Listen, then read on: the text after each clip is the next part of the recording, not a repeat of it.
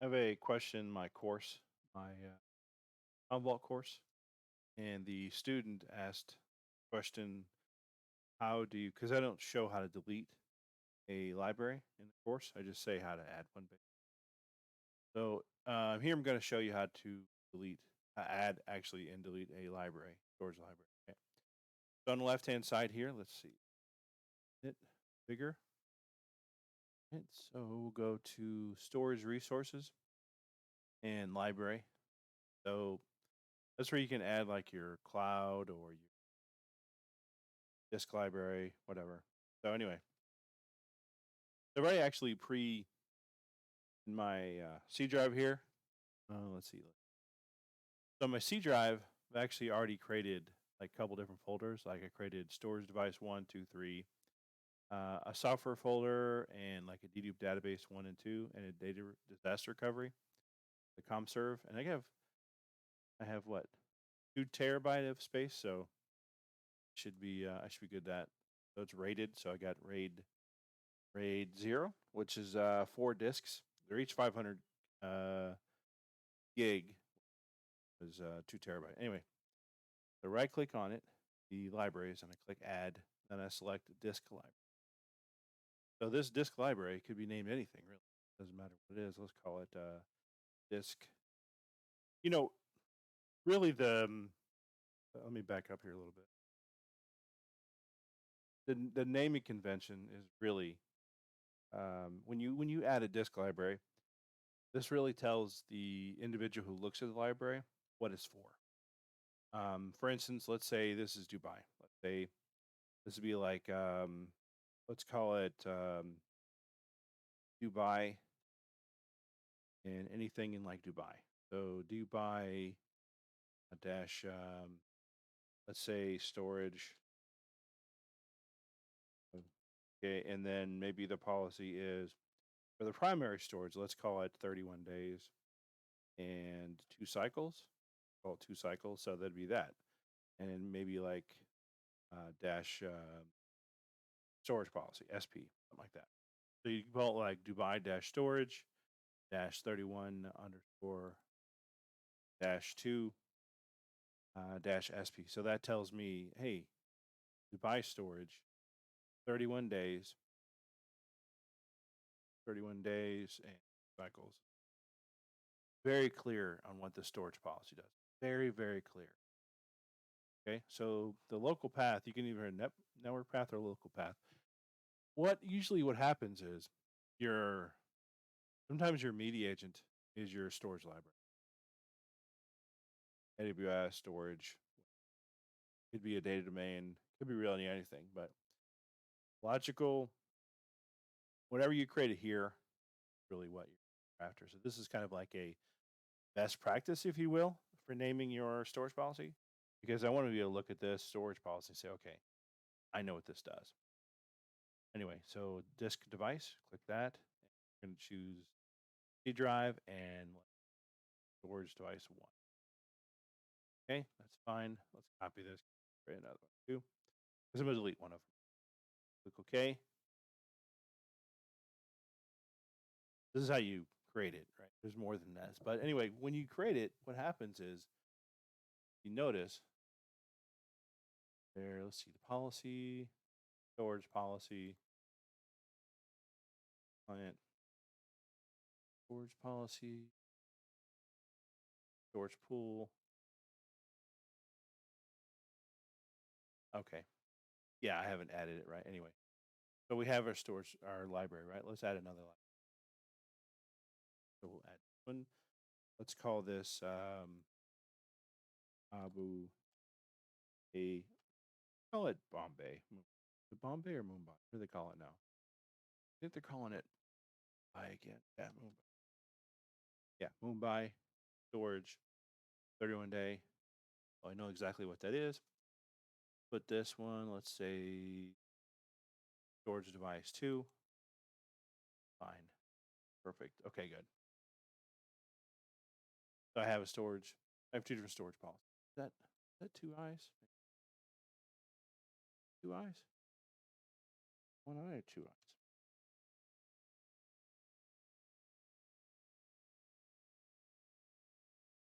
2 eyes. Okay. Well. All right. So yeah, that's the storage policy here. All right. Okay. So now we are ready to go. Almost ready. So now we're ready to create our storage pool. So you have your libraries, you have your storage pool, and then you have your storage policy, right? Anyway, let's create our storage pool. Here, quick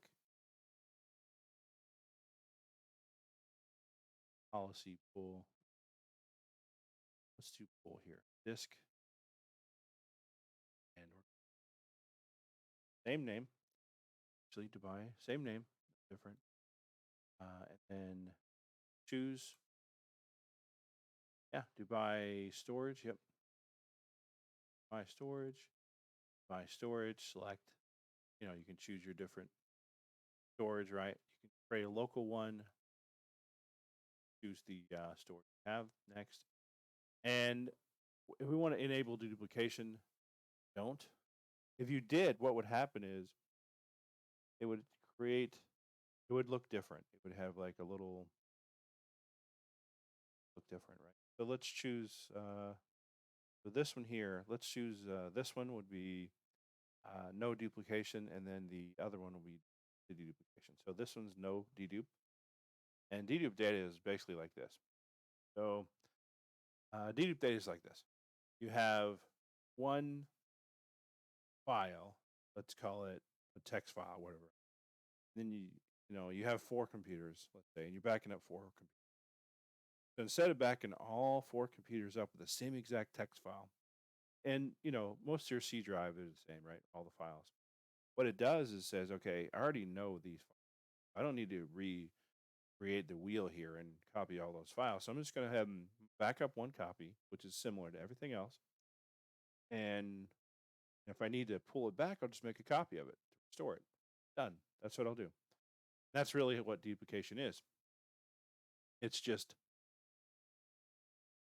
how do I describe it? How do I describe? So if I can put it in a better term, it's not really relevant, but let's just play it out, right? If it was a multiverse, right? Let's say a multiverse. So you had a person in the multiverse. So you had the doppelganger, right? You had multiverses. So you had universe 1 and 2. Everything in universe 1 that was similar to universe 2 would need to be recreated. It's the same. It's the exact same. So what you would have is basically that's how duplication works. We're not going to do deep on this one. We'll do it on the other one. So next, not going to encrypt it. Next, finish. And as the British say, Bob's your uncle. That's done there. Pretty much good to go here. Go. Ready, ready, steady. Ready. Ready to go. So let's create another one. So this one will be for Mumbai, right? The dedupe database, basically, in Outlooks. Okay. So now setting up our other storage library. This for the Mumbai thing. Anyway, so now to storage, right click, add. So storage pools, add storage. And we're going to name it, I'm sorry, storage pool, excuse me, add storage disk, the Bombay one. Next, next. You want to enable our deduplication. So we're going to choose 2 different deduplication paths. First one is going to be, there's 2 folders that I created, right? It's dedupe database, basically. It's typically what you would see in your regular environment. You'd have like a D drive dedicated for dedupe, like 1 or 2. Usually it's 1. Anyway, okay, so partition path. So we'll just browse. We're going to choose dedupe database 1. Click OK. Advanced, nothing there. Fine. Okay, and then now they like to recommend you do like a different server, but we're not going to do that. Best practice is to go another server in a production environment. But For lab, we're just going to do it like it is. Click OK. And next. Software, leave it alone. And next.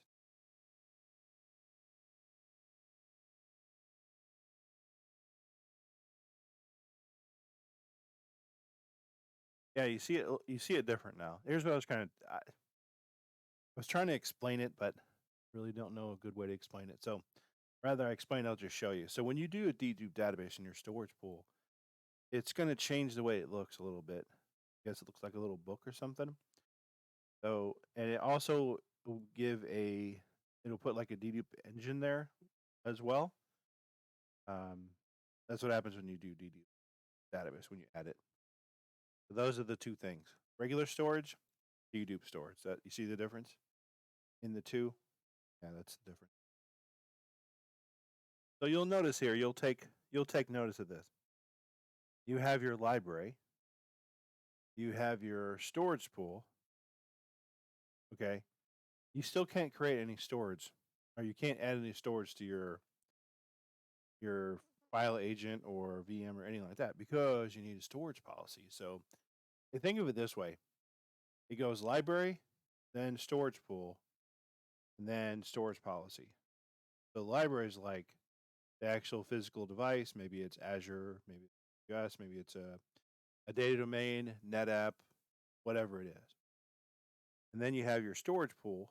This is like, okay, this is going to be deduped, not going to be deduped.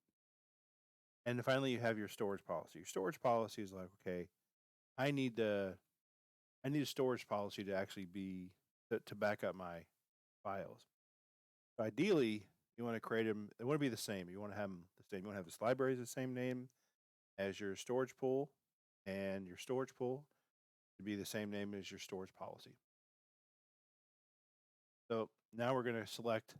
We'll go storage policy, new storage policy, right? Now you have two different. You have the data protection, and you have the ComServe dedupe or ARC. ComServe data recovery backup. So it's a DR backup. I'm just going to do the data recovery and I'm going to name my storage policy. Remember the same. It should be standard along every line, right? Standard. It's the same. And the only reason you do this is because you can know where it's at. You can keep track of those storage policies. What does it go to? It's very clear. When you look at it, it's very clear where it goes. How many days it has, all that stuff. Anyway, you have your storage pool, right? Obviously, you want to name it to the actual storage pool that you created. So what do we name our? Name our Mumbai. Put our storage pool as next. You can add different things here as well to it. You can have like a cloud or something like that. And then so your device streams. This is important. This is where you set. You don't have to set this here, but you could because you can change it. And you could leave it. Ours is 2 cycles, right? 31 days, 2 cycles, 31 days, and 2 cycles, not 20 cycles. Use infinite, whatever, and you're going to notice that comes about. So let me show you actually. So let's change it to 14. Okay, and 1 cycle. Right. Okay. Next. Finish. Okay. Failed to create storage. Storage policy exists with the same name already. Okay. So I guess I need to change the name. All right. Well, I was wrong. Yeah, I guess I was wrong. So disregard everything I said, by the way. You guys should need to have it as the name. So we can just remedy that right now. Let's do that real quick here. Or we'll just do this. So come over here and do library. LB library. Your library. Storage pool. So let's do okay.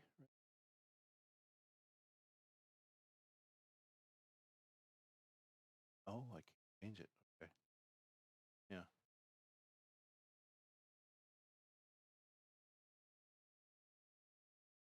Oh, yeah. Oh, sorry. I can. Anyway, let's do storage. The what should I call it? Here, let's do storage. Storage pool. Getting kind of long now, right? In the naming convention. So, and of course, finally your storage policy. So, right click, new storage policy. Let's do this over again, right? We'll do this SP. Fine. Bombay, storage pool, right? Fine. 30, let's do 14 days. Okay.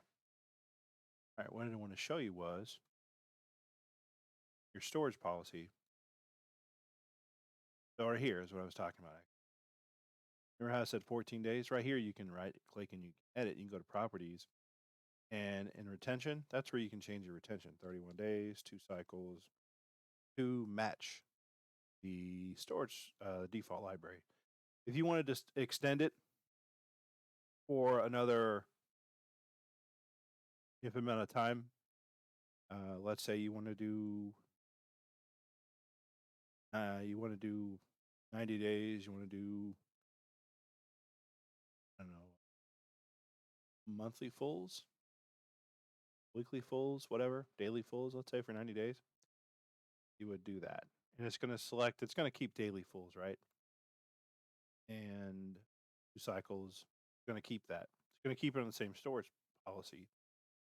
If you had, say, another storage policy, say like you had an aux copy, you had another one, you would just, you'd create another one, it would reference this one.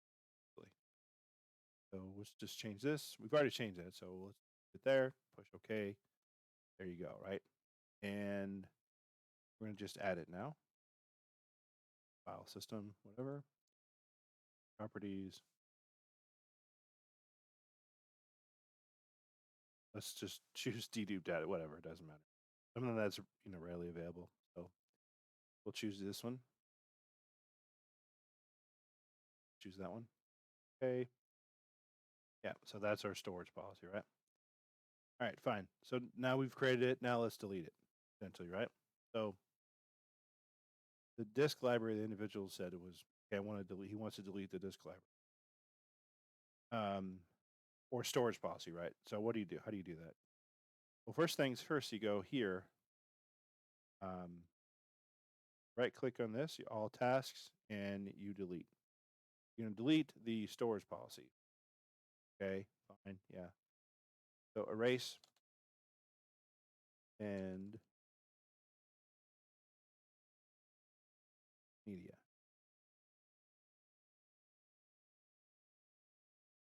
Oh, need to reassociate. I figured I did. I'm in a pickle, maybe. Oh, okay. Well, I'll just do this.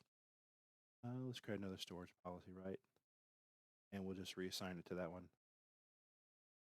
Bye. Bye.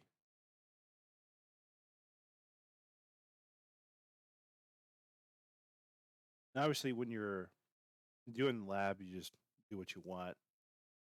But in the production environment, everything is very well thought out, very meticulous. You before you do anything, you think it over.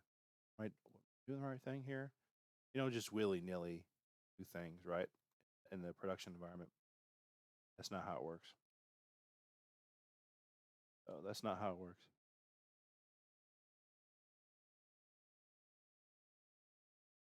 Oh, library, right. Library, right? On and storage policy like this.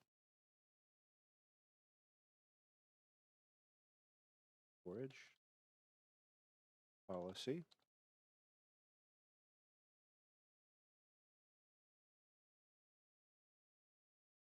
You can imagine doing this for hours and hours and hours, right? And maybe you get bored of it, right? Whatever. And you're like, oh, um, Because when they first look at Commvault, like, oh, okay, and maybe there's if you only have like 10 servers or something, you're backing up. You can be a sysadmin and do this job, but if you have hundreds, like there's a couple companies. Let's see here. So I know CVS has a big ComServe. Actually, they have thousands, right? Thousands, 5,000, right? Clients, 5,000, right? Can you imagine 5,000? Now, obviously, they have more than one ComServe, but can you imagine them managing? Can you imagine managing 5,000 clients? Uh, that's just crazy, and that's just Commvault. And that's how important it is. I mean, Commvault backs up a lot of stuff you don't even know. No, they back. You would be surprised, like, really? They backed it up? Yeah, they backed it up.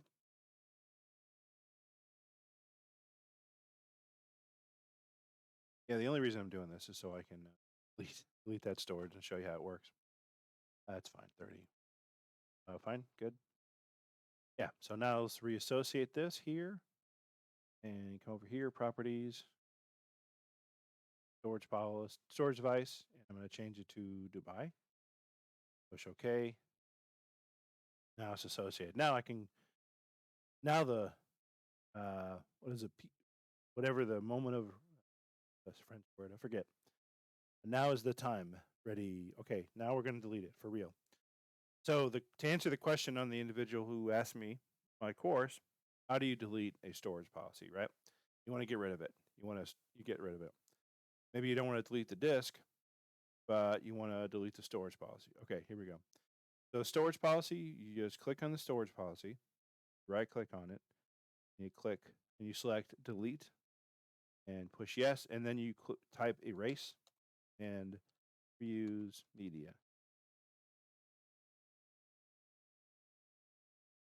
Erase and reuse media. Okay, because I've associated with another. Okay, it's done. It's no longer there. All right. So that doesn't get rid of our storage pool and it doesn't get rid of our disk library. But let's do that anyway. Let's delete our storage pool now. We're going to click on right click on the storage pool, the Mumbai one, and delete. Are you sure you want to delete the storage policy? Yes. And same thing here, erase and reuse media. This is good when you're a lab environment, but don't ever do this in production. Don't ever do this because this will you will look for another job. I guarantee you if you do this in production. 100% you will. And always ask, dude, anytime you don't want to delete something like this, just ask your buyers beware, right? Really have a good case, a real good reason why you're going to delete something like that. And then make sure there's no data on it at all. Really make sure there's no data on it at all. And how do you do that? Right click. You go, well, okay, Gare, since you asked me this question, what does that mean? How do you find if there's no data? Glad you asked. Storage policy. Right click on the storage policy, click on jobs, or view, and then select jobs. There's no jobs. I've not done any jobs. If there's jobs there, don't delete the library. Let it age off or manually delete the job. Don't delete it. Don't delete storage policy unless you 100% sure. Anyway, back here, libraries. We're right click on libraries, and we're going to delete the Mumbai storage library. Okay. Okay. So let's do this. What is it? Why did it throw an error? Right click delete. I'm sure I want to delete it. Could not delete function. Oh, maybe I need to log out and log back in. Do that.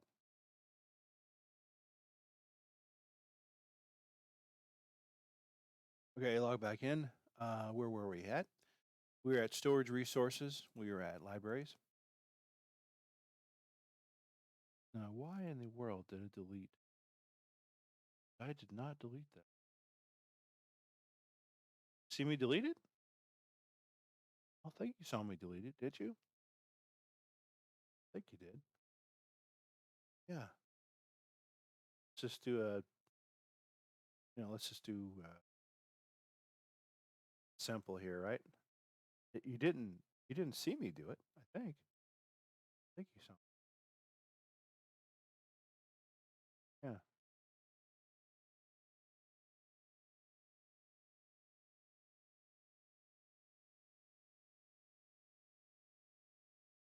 Right click on the storage library. Delete. Sure, and delete it. Okay, it's kind of scary.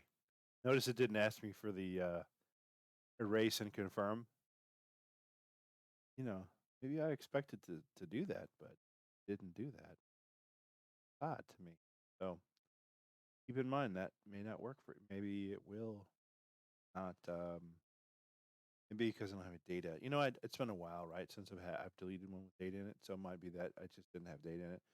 Nevertheless, don't do that. Just make sure you do the library. There's a good reason why you're doing it. Okay. So on to best practices. Okay, best practices. Here we go. So best practices are for Commvault. I'll tell you. So serve client groups. Okay, let's get a new group. Here's the best practices for anybody. Okay, let's call this Dubai group. Dubai group. Okay, so automatic. So the best that I've seen, and I've seen a lot of comm serves, the very best association. It's always association is the very best way to go. So automatic association. Okay, and that starts with this. So client group. You're going to have these are for clients that you're going to add. And so the very best thing I've seen done is where they add it's like the name starts with the client display name, okay, contains or starts with, okay, and DUB or Dubai. Let's say it's a DXB. So that's the airport code for Dubai, right? So the very best solution I've ever seen ever is with a 3-letter character or a 4-letter character, whatever it doesn't matter. You could put DXB1, DXB2, whatever, right? Let's say there's more than one DXB. Okay, DXB1, DXB2. And what's going to happen is it's going to associate every client that starts with this with a display name because you can edit the display name. You can't edit the host name, but you can edit the display name. So let's just push OK on this. Oh, client scope, right? Oh, right. You are. Client scope is clients in the com cell. Fine. Yep, clients in the com cell. Yeah. Okay, let's go back here. So let's talk about this a little bit. So here is your client. When I was talking about display name, host name, and all that stuff. Okay, so the name of the server, this one you can't usually change. Usually you don't change this one. You can change the display name. You can change it, but this is the ComServe, so but usually you can change. Almost always you can just change the display name. That's like what it it's recognized as, but the name you usually can't change, and the host name and the host name you don't change that, but the display name you can always change when they're setting it up. That's what you want to factor in. So that's how you would have the servers set up. Let's do one. Do client. Let's do file. Let's do say Windows. Yeah, that person asked me about Cassandra actually. Let's do Windows, right? Windows. Yeah. By server. Sure. By server. Next. Finish. Yep.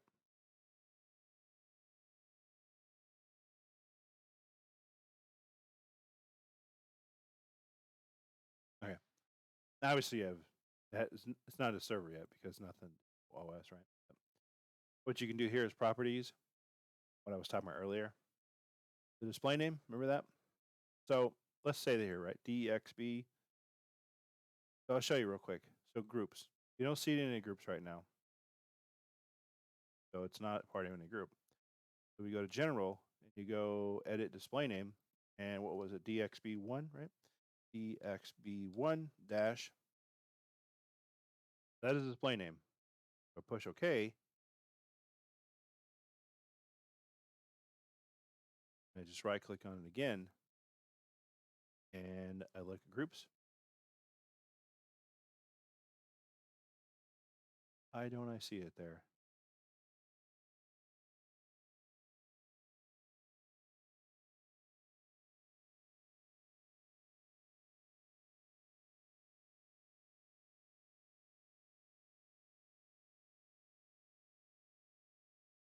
DXB1, DXB1 starts with DXB1. Yeah, yeah, right.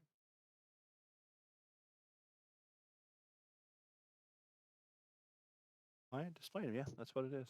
So that's a unique one, actually. DXB1. Yeah, that's weird. Oh, okay. Here you go. You just took some time, right?